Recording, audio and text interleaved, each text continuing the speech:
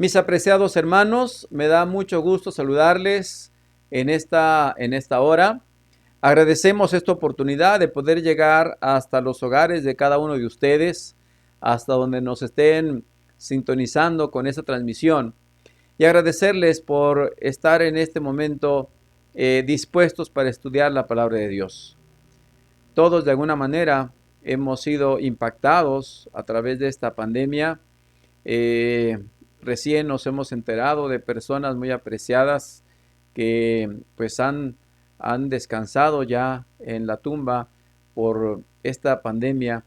Y es por eso que la recomendación pues es seguir protegiéndonos, estar en los hogares el mayor tiempo posible, evitar las relaciones que pudieran tener posibles transmisiones. Y bueno, dentro de esto yo creo que no podemos dejar de estudiar la palabra de Dios. Es por eso que en esta mañana, en esta hora, yo quisiera invitarlos para que juntos encontremos el mensaje de Dios para nuestra vida, para tu vida, para mi vida. Y yo los quiero invitar a que vayamos a nuestra Biblia y abramos el Evangelio de San Mateo. Quiero concentrarme en los versículos 1 al 17 y es lo que conocemos como la genealogía de Jesucristo. El Evangelio de San Mateo empieza presentando a Jesús y dice el versículo 1, libro de la genealogía de Jesucristo, hijo de David, hijo de Abraham. De entrada, en esta genealogía, en el primer versículo, Mateo deja en claro aquí que Jesús es hijo de David, es decir, de la dinastía real, pero también es hijo de Abraham, es decir, es un judío del pueblo escogido por Dios. Y luego viene una sucesión de personajes que termina en el versículo 17, hablando acerca de José, marido de María, y finalmente de Jesús, llamado el Cristo. Cuando revisamos esta genealogía y también la genealogía que encontramos en el Evangelio de San Lucas, en el capítulo 3, nos damos cuenta que no son genealogías completas, es decir, no tienen todos los personajes. Se han escogido algunos personajes en especial de los cuales resaltan algunas características que son, digamos, dignas de colocarse aquí en el Evangelio. Pero yo quiero mencionar especialmente algunos elementos en esta genealogía y me refiero a la relación de hombres que se mencionan y a la relación de mujeres que se mencionan. De hecho, la genealogía de San Lucas no menciona a ninguna mujer, pero en la genealogía de San Mateo encontramos en estos versículos del 1 al 17 5 mujeres, 4 de ellas mencionadas en forma indirecta, o más bien en forma directa con su nombre, y una de ellas mencionada en forma indirecta, lo que significa que aunque no dice el nombre, pues sí sabemos de qué mujer se refiere. Y saben que a lo largo de la historia, el desempeño de las mujeres no ha sido fácil. Es por eso que este tema yo le he llamado 5 mujeres en Israel. 5 mujeres que destacan en esta genealogía de Jesús. Y nos podríamos preguntar, ¿por qué? ¿Por qué solamente 5? Es obvio que en cada familia, en cada padre de familia que continuó la genealogía, pues hubo mujeres que destacaron. Pero saben, a través de la historia nos damos cuenta que el papel que desempeña la mujer en la sociedad no siempre es muy fácil. A través de la historia hemos visto la lucha de las mujeres, la lucha por el voto, la lucha por tener igualdad de salarios que los hombres. Mujeres que en algunas culturas como esta que vemos aquí, pues las mujeres tienen un papel prácticamente, digamos, de sirvientas o estando sometidas a los hombres. Hay otras culturas como esta, por ejemplo, de las mujeres chiapanecas que se levantaron en armas con sus pasamontañas. En algunas culturas la mujer prácticamente se dedica a la crianza de los hijos y no puede aspirar a algo más. Y desde luego, pues esta imagen nos recuerda a las mujeres musulmanas que en algunas ocasiones ni siquiera se puede ver su rostro y no pueden descubrirse. Y pues aquí tenemos a una mujer, bueno, dos mujeres en una situación, digamos, manifestando en cierta manera esa situación en la que viven. Desde luego, hace unos días, pues acabamos de ser testigos de la historia al ver a una mujer ocupando uno de los cargos más importantes en, eh, pues, en el mundo y en el país de Estados Unidos, ella que es la vicepresidenta de Estados Unidos, Kamala Harris, una mujer con una ascendencia, pues no precisamente, digamos, anglosajona, sino más bien de un origen extranjero. Y esto nos demuestra la capacidad, el valor que han tenido las mujeres a través de la historia. Pero yo quisiera que en esta mañana veamos algunas mujeres, porque saben ustedes que aún en el contexto bíblico, la lucha de las mujeres no era tan fácil. Eh, las mujeres no siempre podían destacar y rara vez encontramos los nombres de ellas. Y vayamos a la genealogía de Jesucristo, que encontramos aquí en el libro de Mateo, para que veamos cuál es la primera mujer que se menciona y cuál es la lección que encontramos de ella. Y para ello vamos a ir al versículo número 3. Dice, Judá engendró de Tamar a Fares y a Zara. Aquí tenemos la primera mujer que se menciona. Judá, desde luego, pues es el hijo de Jacob, hermano de José, que finalmente, pues de la descendencia de Judá nacería Jesús. Pero Tamar es la mujer que se menciona aquí. ¿Y quién es Tamar? ¿Qué suceso, qué acción hizo Tamar para aparecer aquí en esta historia? De paso, debemos entender primeramente el contexto de la cultura de su tiempo, porque realmente Judá, la esposa de Judá no era Tamar. Judá tuvo dos hijos de Tamar y uno de ellos finalmente continuaría la descendencia, y ahí me encontramos, dice que Judá engendró de Tamar a Fares y a Zara, y luego viene la genealogía de Fares en adelante. Pero si ustedes leen la historia, y la podemos encontrar en Génesis capítulo 38, ahí nos damos cuenta que realmente Judá no era esposo de Tamar. Tamar era la esposa de sus hijos, de uno de sus hijos, del mayor llamado Quizás ustedes han escuchado la historia, la han leído, les invito para que vayan y la busquen, pero solamente para presentarla en forma general, dice la Biblia que cuando el hijo mayor de Judá, llamado estaba en condiciones de casarse, se casó con Tamar. Realmente Tamar era la nuera de Judá. Y entonces dice que este muchacho llamado pues era un muchacho malo, un hombre malo, perverso. De alguna forma terminó muriendo y dejando viuda a Tamar. La ley de aquel tiempo, la ley del levirato, decía que cuando una mujer quedaba viuda, entonces el hermano o el pariente cercano, no necesariamente era el hermano, el pariente cercano o el hermano tenía la responsabilidad o la obligación de casarse con la viuda para levantarle descendencia al hermano que había muerto. Y el segundo hijo, llamado Onán, obviamente pues no quería que sus hijos fuesen considerados como hijos de su hermano mayor, porque sabía lo malo que era. También pues evitaba embarazar a Tamar. Y finalmente dice la Biblia que a este segundo hijo pues también de alguna forma murió. La Biblia dice Jehová le quitó la vida.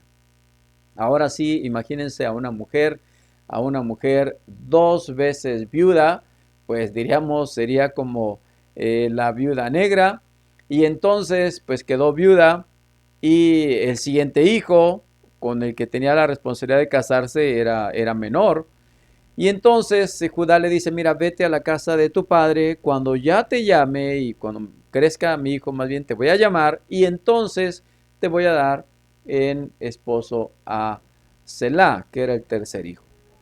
Dice la Biblia que Tamar se fue a la casa de su padre. La ley le prohibía a Tamar inclusive casarse con otra persona. Tamar no podía casarse con alguien que no fuera de la familia de Judá. Y como pasaron los años, llegó un momento en que Selá ya había crecido. Tamar se dio cuenta que no era llamada por Judá. Y entonces dice que un día se disfrazó de una mujer prostituta. Recurrió al engaño, digamos. Y entonces, tomando una vestimenta especial, cubriendo su rostro para que Judá no la reconociera, entonces Tamar se colocó justo a la puerta de la ciudad por donde iba a pasar Judá. Y precisamente cuando Judá iba pasando por la puerta, por ese punto donde estaba Tamar, dice que Tamar se acercó, de alguna forma le insinuó que quería tener relaciones con él y Judá tuvo relaciones con Tamar. Judá no sabía que era su nuera, ¿no?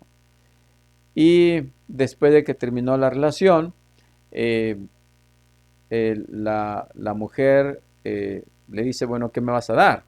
Obviamente había que hacer un pago por este servicio, diríamos. Y entonces Judá le dice, bueno, te voy a dar un cabrito, pero como no tengo aquí el cabrito, te voy a dar mi bastón, mi cordón que se colocaba en el cuello y mi sello, te lo voy a dar como una garantía de que te voy a dar el cabrito. Cuando te traiga el cabrito, entonces me regresas mis cosas. Ese fue el arreglo. Aparentemente, pues era un arreglo válido en aquel tiempo, en esa cultura. Tamar toma las cosas de su suegro y se va.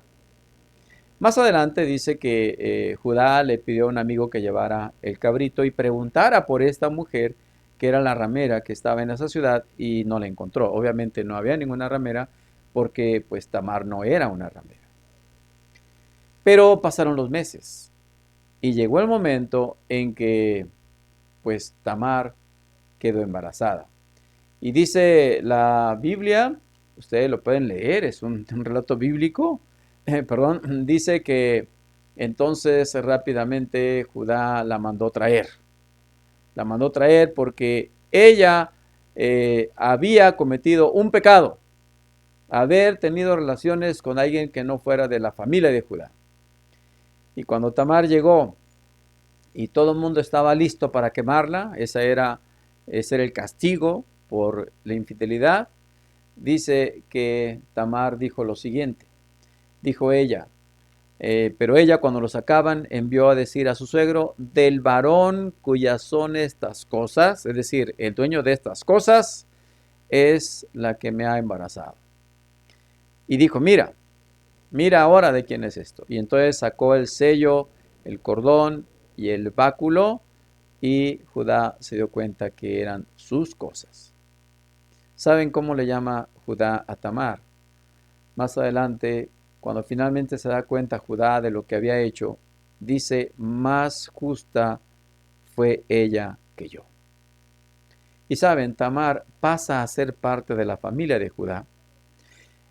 Tiene 2 hijos, Fares y Sara, y el mayor, Fares, continúa la descendencia hasta llegar hasta Jesús. Una historia un poco extraña, ¿no les parece? Por lo menos extraña en nuestro contexto, en nuestra cultura. Pero bueno, yo quisiera en esta hora darle a cada mujer, cada una de las 5 mujeres, una palabra para que podamos en cierta manera entender el trasfondo de cada una de ellas. Saben, la palabra que yo le doy a a Tamar, es la palabra engaño. ¿Por qué engaño? Bueno, fue engañada por su suegro cuando pasaban los días y no le daba a su hijo. Y luego, pues obviamente ella engañó a su suegro para tener descendencia. Diríamos que en cierta manera el engaño fue el tema dominante en esta relación. Pero hay una segunda mujer. Si ustedes van al texto bíblico y ahora vamos a ver el versículo 5, San Mateo 1:5 dice, Salmón engendró de Rahab a Booz. Vamos a leer hasta ahí. ¿Qué mujer? Rahab. Les voy a decir algo. Generalmente, cuando hablamos de Rahab, decimos Rahab, la ramera. Generalmente asociamos así. ¿Quién era Rahab? Rahab era una mujer ramera precisamente, que vivía en las murallas de Jericó. Y cuando Josué envió a dos de sus siervos para que fueran a espiar la ciudad de Jericó, que era la primera ciudad que estaba cruzando el Jordán, dice la Biblia que llegaron los dos y llegaron precisamente a la casa de Rahab. Era un lugar que quizás no levantaba pues sospechas, no levantaba ningún temor. Así que estos dos espías enviados por Josué llegan allá a la casa. Lo más interesante es que Rahab, aún siendo pagana y obviamente siendo ramera, Rahab conocía que esa ciudad iba a ser tomada por ellos. Eso lo sabía. Y en un acto de misericordia, de atención, dice que los escondió a los hombres, los escondió para que nadie los encontrara. Y entonces hizo un arreglo con ellos. Les dijo, voy a pedirles que por favor, cuando esta ciudad sea tomada por Dios, sea tomado por ustedes, por favor, protéjanme a mí y a mi familia y a todos los que estén en este hogar. Y saben, ese acto y esa promesa hecha por los espías a Rahab, trajo finalmente que Rahab pasara a ser parte del pueblo de Dios. Me llama la atención que en la galería de los hombres de la fe, donde están los grandes personajes de la fe, Abraham, Isaac y todos los personajes de la fe, ocupa un lugar especial Rahab.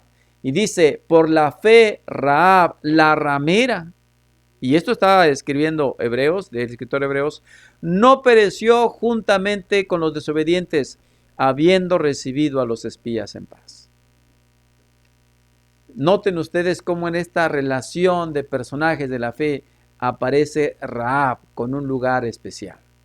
Y cuando los espías finalmente se descolgaron de esa puerta, de esa ventana más bien que daba hacia el exterior de la muralla, Josué les dijo, cuando finalmente la ciudad de Jericó cayó, vayan a la casa de esa mujer y sáquenla. Cumplan la promesa que ustedes le hicieron. Y les voy a decir algo. Casi estoy seguro, en un 100%, que Rahab dejó de ser ramera. Un buen hombre. Ahí en el pueblo de Israel, un hombre, dice el versículo 5, llamado Salmón. Este hombre llamado Salmón vio a Rahab, se enamoró de ella, no le importó su pasado, se casó con Rahab y finalmente tuvieron un hijo que se llamó Booz. ¿Se dan cuenta? Rahab la ramera, Rahab la mujer que vivía en la muralla de Jericó. Esta mujer pasó a ser parte del pueblo escogido de Dios. Sin duda, un lugar muy especial. Por eso, yo quiero darle una palabra a Rahab. La primera palabra, engaño, para referirnos a Tamar. Y Rahab, la palabra que yo le daría sería infidelidad, por digamos, la profesión a la que se dedicaba. Quizás era difícil para Rahab mantenerse fiel a un hombre. Al final de cuentas, vivía en la muralla, en un punto donde iban los hombres a buscar a las rameras. Y saben que a través de la historia ese título no se le quitó a Rahab. Ni siquiera el escritor de Hebreos le quitó el título de Rahab, aunque es muy posible que Rahab dejó de ser una mujer ramera. Pero saben, el mismo versículo 5 presenta una tercera mujer. Y dice, Mateo 1:5, Booz engendró de Ruth a Obed y Obed a Isaí. Y ahora tenemos a la tercera mujer, y esta mujer es Ruth. Y así como decimos Rahab la ramera, generalmente decimos Ruth la moabita. Porque saben que Ruth no era una mujer del pueblo de Israel. Cuando su suegra y la familia de su suegra viajaron a Moab para buscar alimento porque en Belén, en su ciudad natal, no había alimento, dice que allí en esa ciudad de Moab, Ruth se casó con uno de los hijos de Noemí. Y no solamente Ruth, porque Noemí tenía 2 hijos. Orfa se casó con otro hijo. Y saben ustedes, cuando llegó el momento en que finalmente también murió el esposo de Noemí, murieron sus hijos y quedaron las mujeres viudas, 3 mujeres viudas. ¿Qué iban a hacer estas 3 mujeres para continuar su vida? Llega el momento en que simplemente dice Noemí, déjenme ya. Ustedes son jóvenes, pueden casarse, pueden tener familias. Déjenme, yo me voy a ir. Dejen que yo me vaya. Y entonces dice la Biblia que Rahab se fue. Orfa se fue. Orfa se fue. Y Ruth dijo, no me lo pidas, por favor. No me ruegues que te deje y me aparte de ti. Porque a donde quiera que tú fueres, iré yo. Y donde quiera que vivieres, viviré. Tu pueblo será mi pueblo y tu Dios será mi Dios. Qué palabras llenas de fidelidad, llenas de confianza en Dios. No me pidas que te deje, me voy a ir contigo. Tu Dios será mi Dios, tu pueblo será mi pueblo. Y ustedes saben la historia. La Biblia dice que cuando finalmente Ruth llega precisamente en el momento en que andan los segadores recogiendo el grano, el trigo.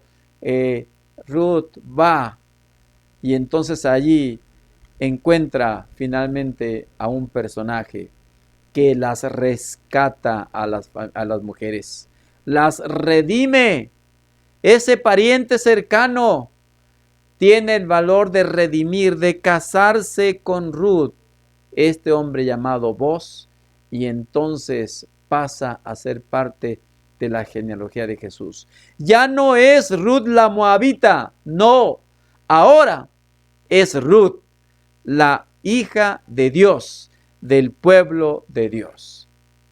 Qué hermoso privilegio.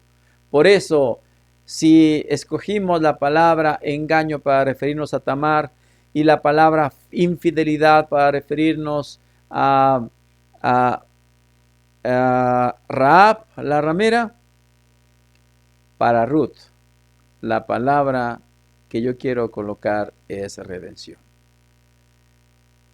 Fue redimida, fue rescatada, y Boz entró al rescate de estas mujeres. Y no solamente fue el acto de casarse con Ruth, sino de rescatar los bienes de la familia. Finalmente, la familia que aparentemente estaba perdida, porque ya no había más hombres en la familia, esa familia es rescatada, redimida por Boz. Y bueno, llegamos a la cuarta mujer. Y esta la encontramos un poquito más adelante, en el versículo 6. Dice, el rey David engendró a Salomón de la que fue mujer de Urías. ¿Quién fue mujer de Urías? No tenemos que buscar mucho. Betsabé. Dice la Biblia que precisamente un día en que las tropas de David andaban en la lucha, en la guerra, David se quedó. Y entonces, una tarde vio a una mujer hermosa, una mujer que le llamó la atención, una mujer que se estaba bañando al aire libre. Y ustedes saben la historia. Le pide a Betsabé que vaya al palacio, tienen relaciones esa noche. Y entonces, queda embarazada. ¿Qué hacer ante este problema? Era el rey. La mujer tenía un esposo. La mujer tenía un marido. Tenía una obligación. Tenía un voto matrimonial. David también lo tenía. ¿Y qué hacer ante esta situación? Saben ustedes, llegó el momento en que no solamente murió Urías, que era el esposo de Betsabé, sino también murió el hijo fruto de esa relación que no era correcta. Saben, finalmente, Dios es así, Dios es un Dios de amor. Restaura la relación. Y un hijo de esa relación de David con Betsabé sería el sucesor del trono de David, Salomón. Y entonces, imagínense cómo Dios puede perdonar los pecados, cómo Dios puede restaurar la relación. Y a veces quizás se hayan cometido errores, como los cometió David, como lo cometió Betsabé. Pero Dios encausa nuevamente todas las cosas por el camino correcto. Por eso, si a Tamar le llamamos engaño, a Rahab infidelidad por ser la ramera, a Ruth la moabita redención porque fue rescatada, la palabra con la que yo quisiera identificar a Betsabé es la palabra muerte. Porque murió su esposo, porque murió el bebé fruto de esa relación. Saben, la historia de David y Betsabé nos indica, en primer lugar, que Dios no tolera el pecado. No podemos excusarnos en el hecho de que David era el rey para que así podamos hacerlo todos nosotros. No. El pecado es pecado, lo comete el rey o lo cometa cualquier ser humano. Pero Dios, si uno se arrepiente, puede restaurar la relación y entonces encauzarla por el camino correcto. Y hermanos, llegamos a la última mujer. La encontramos casi al final de la genealogía. La encontramos ahí en Mateo capítulo 1, versículo 16. La mujer, la quinta mujer en esta genealogía. ¿Quién es? Mateo 1, 16. Jacob engendró a José, marido de María, de la cual nació Jesús, llamado el Cristo. María, dice, de la cual nació Jesús. María. Saben, de estas 5 mujeres, si hay una mujer que podemos decir que era una mujer perfecta, una mujer santa, era María. Me llama la atención especialmente ese momento en que el ángel le habla a María. Le dice, no te preocupes, no tengas miedo, Dios te ha escogido. Tú vas a ser la mujer en la cual va a crecer Jesús. Y María dice, aquí está la sierva del Señor. Hágase conmigo de acuerdo a tu voluntad. Y entonces, vean ustedes estas palabras. Entrando el ángel en donde ella estaba, dijo, salve muy favorecida. El Señor es contigo. Bendita tú entre las mujeres. Qué lugar tan especial, tan digno de aparecer con letras doradas en la historia. María, de la cual finalmente nacería Jesús. ¿Cuántas doncellas, cuántas chicas, diríamos ahora, harían ese casting para quedarse con el papel principal? Dios miró todas las mujeres que había y solo una podía tener estas características: favorecida y bendita. Y finalmente María tuvo esa bendición de tener en sus manos al niño Jesús, de escuchar al ángel que le decía, este hijo va a ser elegido, va a ser el Salvador del mundo. Qué bendición la de María. Por eso, en las palabras que le daríamos, engaño a Tamar, infidelidad a Rahab, porque era una ramera. Redención a Ruth, la moabita, siendo extranjera. Muerte a Betsabé, porque murió su esposo, murió su hijo. Yo agregaría la última palabra, la palabra santidad, con la cual identificamos a María. Pero sabes que en estas 5 palabras también encontramos el plan de salvación. En estas 5 palabras encontramos la forma en que Dios presentó el plan de salvación. Por eso se encuentra en San Mateo. Por eso lo encontramos ahí. Por eso lo encontramos al iniciar el Nuevo Testamento, el Evangelio. 5 mujeres. El hombre fue engañado. El hombre fue engañado por la serpiente. El hombre y la mujer, o más bien la mujer y el hombre, fueron engañados. Y al ser engañados, aún siendo santos, entraron en infidelidad con Dios, porque habían hecho una promesa de ser fieles a Dios, pero cuando son engañados, entran en infidelidad con Dios. Pero saben, gracias a la redención de Jesús, porque la redención marcó el rescate de este pueblo, tu rescate y mi rescate. Y esa redención solo pudo ser a través de la muerte de Jesús. Pero gracias a la muerte de Jesús, tú y yo hoy podemos llegar a la santidad, a la presencia con Dios. 5 palabras que encierran el plan de redención: engaño, infidelidad, redención, muerte y santidad. El hombre fue engañado, el hombre fue infiel a Dios, pero Dios lo redimió a través de la muerte, y a través de la muerte tenemos santidad. Pero saben, yo quisiera mencionar algo también que considero muy importante en el mensaje de esta mañana.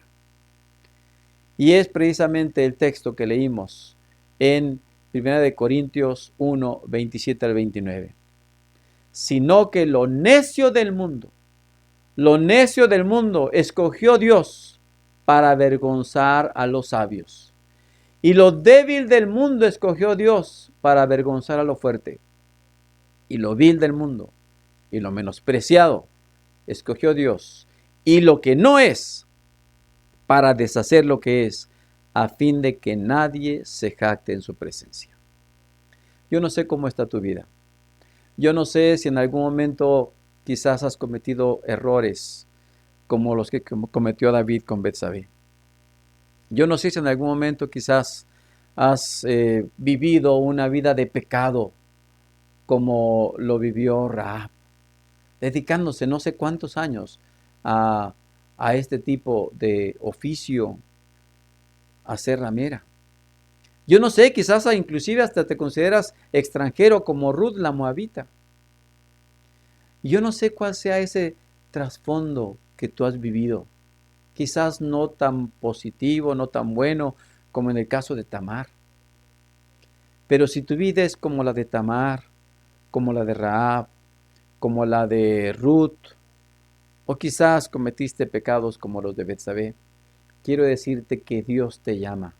Dios escogió lo débil del mundo, lo que ante los ojos humanos es necio, es débil, es vil. Dios escogió para avergonzar a aquello que el mundo considera fuerte. Por eso yo te invito para que te coloques en las manos de Dios. Y de esa manera, no importa el pasado, no importa el contexto en el que tú vivas, puedas finalmente encontrar santidad en Cristo Jesús. Porque cuando tú y yo aceptamos a Jesús, nuestro pasado queda olvidado y llegamos a ser como María, favorecidos y bendecidos. Que Dios te bendiga, hermano. Es mi deseo para ti, es mi deseo para tu familia, es mi deseo para cada uno de ustedes. Que Dios les bendiga, es mi deseo en esta mañana.